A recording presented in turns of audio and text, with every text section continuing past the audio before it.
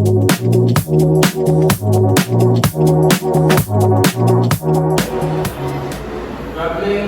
427. So we have to determine the moment of force F about point O.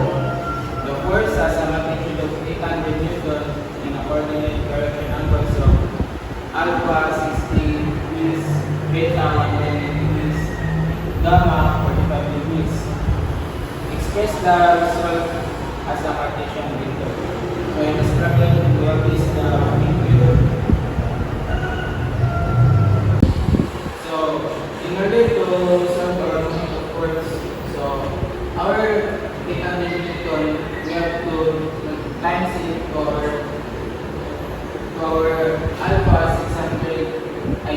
alpha 60 degrees plus cosine 120 degrees plus cosine 45 degrees.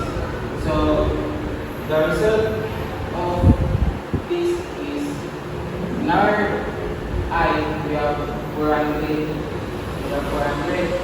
our J we have negative 400, and our K is 565.68 Newton.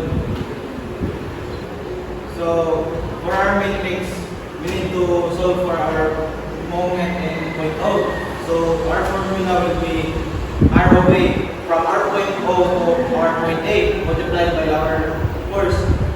So we have this I for our x-axis, Y for J, and K for our Z. So 0.4 meters in our x and 0.5 meters in our Y and negative 0.3 meters in our K because the force is going up. Then we need to cross multiply it. So to find our I, we need to cross multiply the J and K. So 0.5 times 565.69 minus negative 0.3 multiplied by negative 400 for our I. And for our J, we need to cross multiply the I and K. So 0.4 multiplied by 565.69 and minus negative 0.3 multiplied by our 400. Then for our K, we need to cross multiply the I and J. So 0.4 times negative 400, then minus by 0.5 multiplied by 400. Then if we solve it in our calculator, for our component in I, 0.5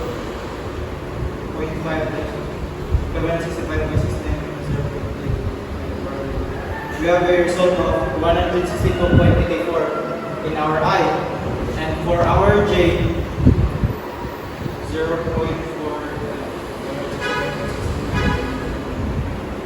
we have a value of 346.28 for our J, and for our K, we need to multiply our 0.4 times negative 400 minus by 0.5 multiplied by 400, and we have a value of negative 360k Newton meter.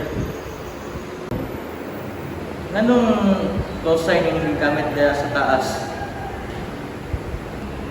Maong cosine atong gigamit sa tuwang alpha, beta o gamma is because of cosine directions na atong gibasihan.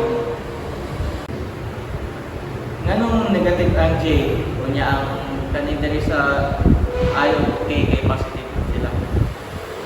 Go. Sa atong matrix, mao na negative ang J because kay tungod kuan siya alternate. Ang I nato is positive, next niya is negative which is ang J. Ang sunod na po sa J, may mga po siya positive which is ang K. Pero kung negative po siya ang I, ang J na po may mag-positive tapos ang K may mag negative. So, by lang siya.